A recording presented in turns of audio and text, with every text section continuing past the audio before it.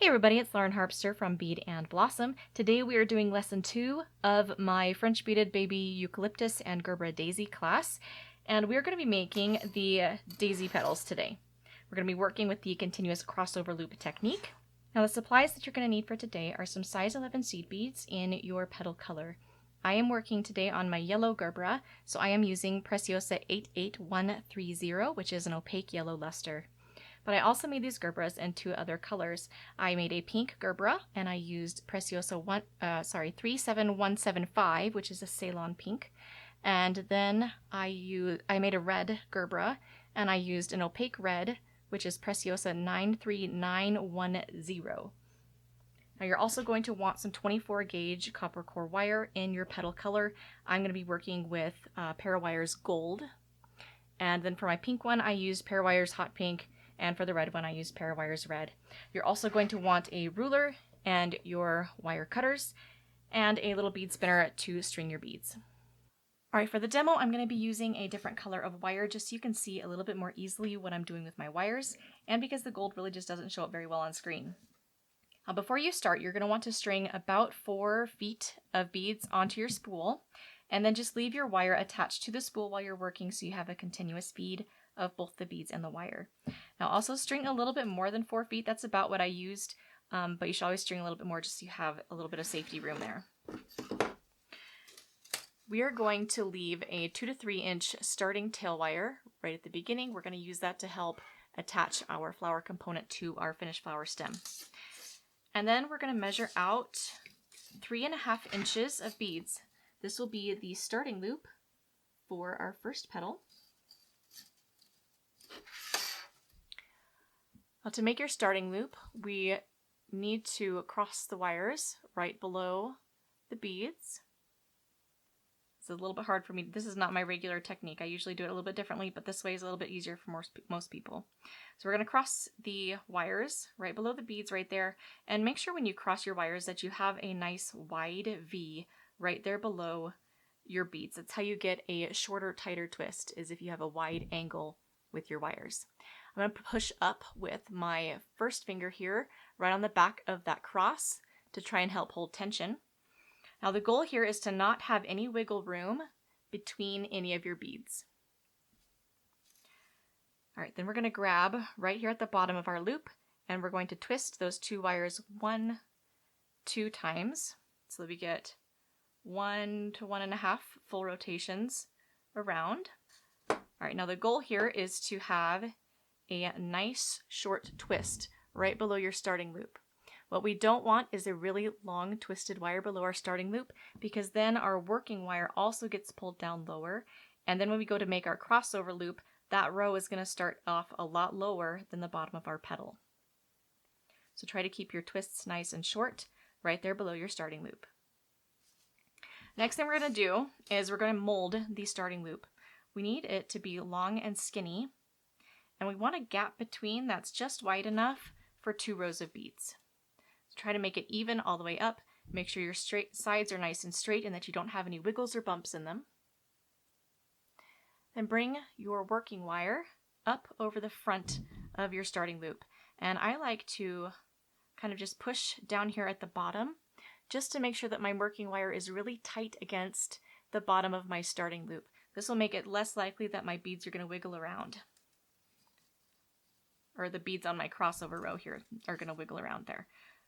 All right, bring more beads up from your spool, and we're going to straighten that out so that we have a nice straight length of wire and beads to work with.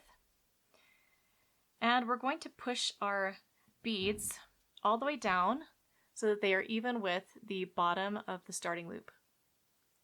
Either even with or just slightly above, like that, will do just fine, as long as your working wire is really tight against the starting loop. Then they won't wiggle around, but you can just push it all the way down like that.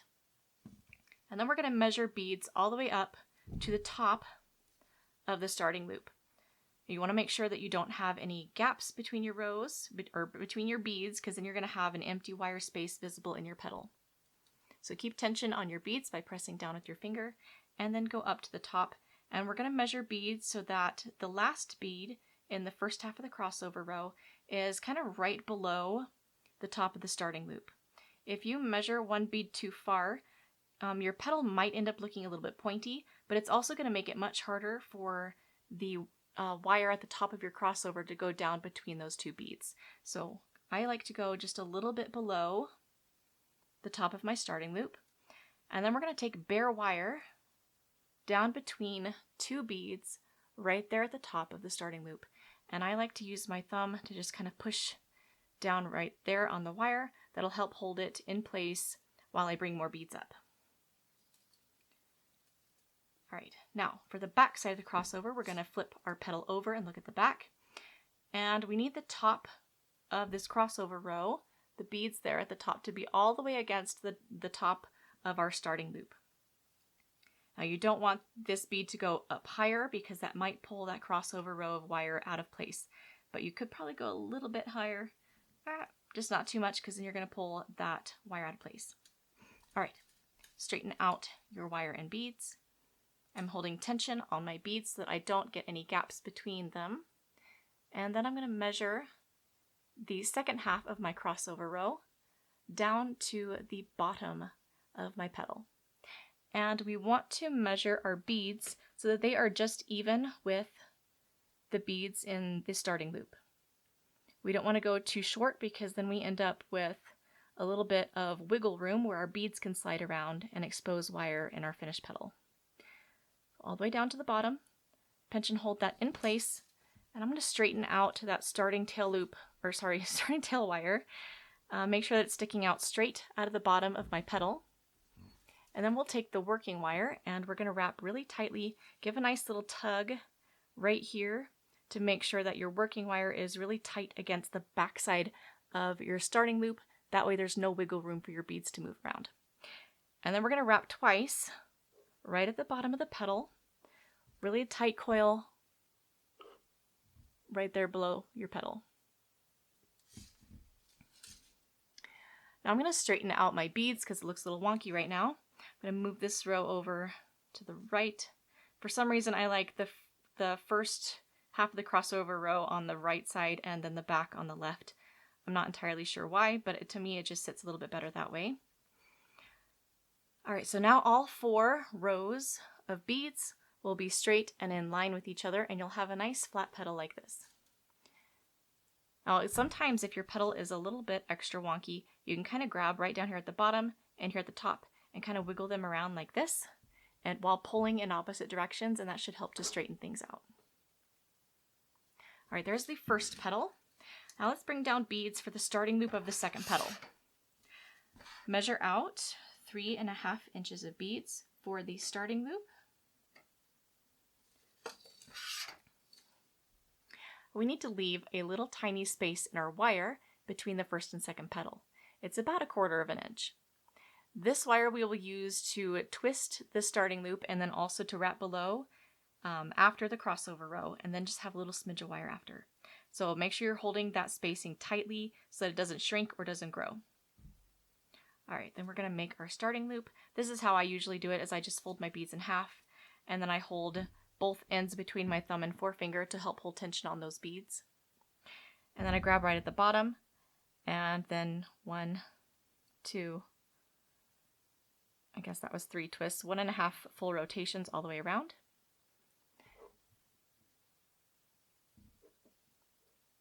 All right, then mold this starting loop so it's nice and skinny. Enough space for 2 rows of beads. And then bring your working wire up over the front of the starting loop.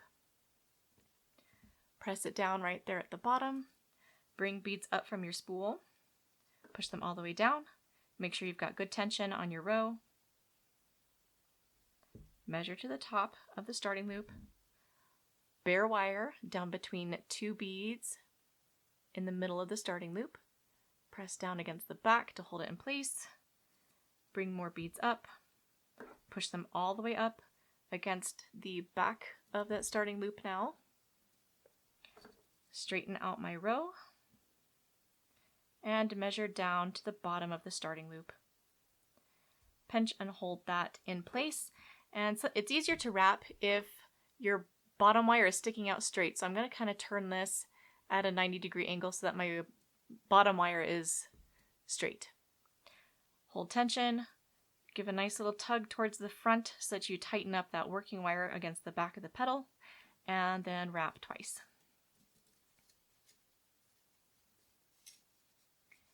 Fix your rows, and we're going to flatten them. Oh my goodness. I'm going to flatten them out so that they all sit beside each other. And there we have 2 petals. And you'll notice I have just a tiny little smidge of wire between them. That just helps it so they're not compressed too tightly together. And then you're just going to continue making petals until you have 7 total on one length of wire.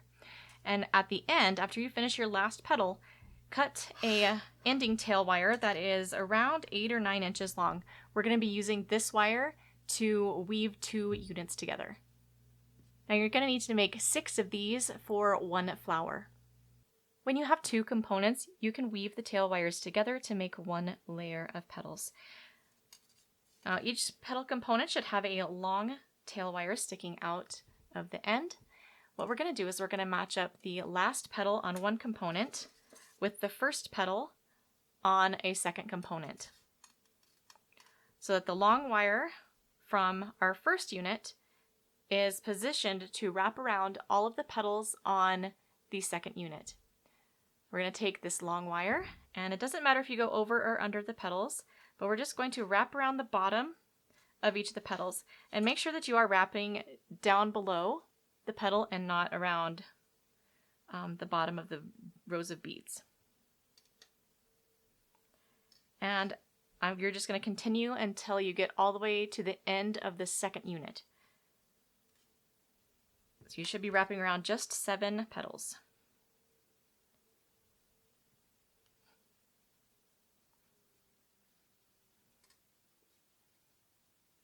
Just come across, wrap around the bottom really tightly. Make sure your wraps are nice and tight and you don't have any loose bits of wire dangling down.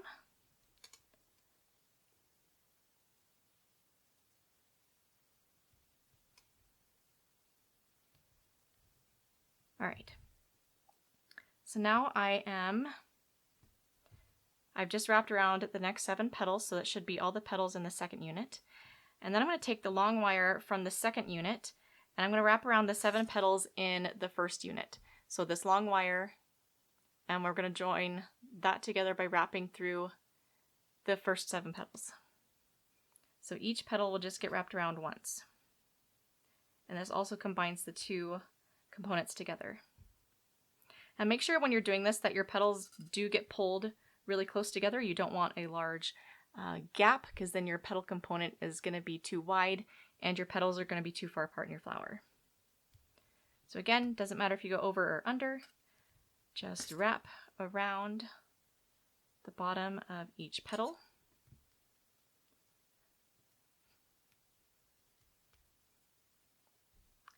I've lost count of how many petals I've wrapped around. All right, that's number 7. And now I'm back to where I started. All right, so let's take a look closely at the interior here, this little circle. So there's going to be this kind of woven wire mesh looking circle in the center of your petals. I did this for multiple reasons. 1, it's a really secure way to join petals together. 2, it provides more support around the center. If these were smaller petals or lighter petals, I probably wouldn't have done the weaving there. That's just too much bulk and it's unnecessary. But for these heavier components like this, reinforcing by weaving the little wires around each of the petals really adds a lot of strength. Now, sticking out of the bottom, you're going to have 4 wires. There's going to be 2 short wires and then 2 long wires. And we're just going to twist the 2 pairs together. So starting right up close underneath the petal component, just twist them down, and you don't really need to twist down that far. Just maybe ½ an inch or so will be plenty. And you'll do that to both sides.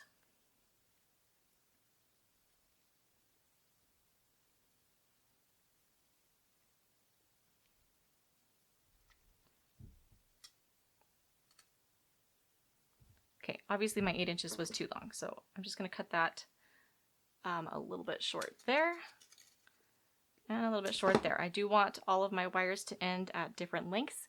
That way they will end at different lengths on the finished flowers stem.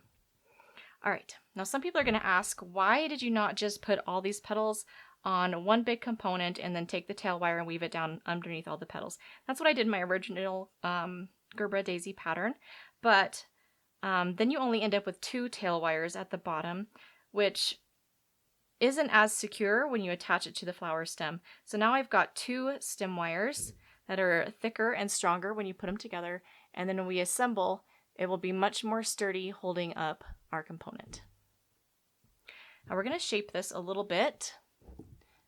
What we want to do is to create kind of an indent in the center where our flower center will sit. So I'm going to put my thumb right at the bottom of the petal and then kind of lift up about halfway or 2/3 the way up or 1/3 the way up the petal right there. And we're going to do that around the entire component.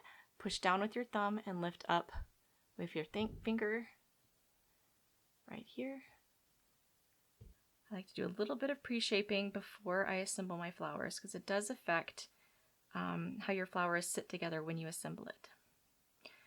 All right, so as you can see, we've kind of created this kind of a bowl-like indent, and our flower center will be able to sit right inside there instead of sticking up too far on top of the flowers. All right, so you made 6 of these 7 petal units, and then you're going to end up with 3 layers like this.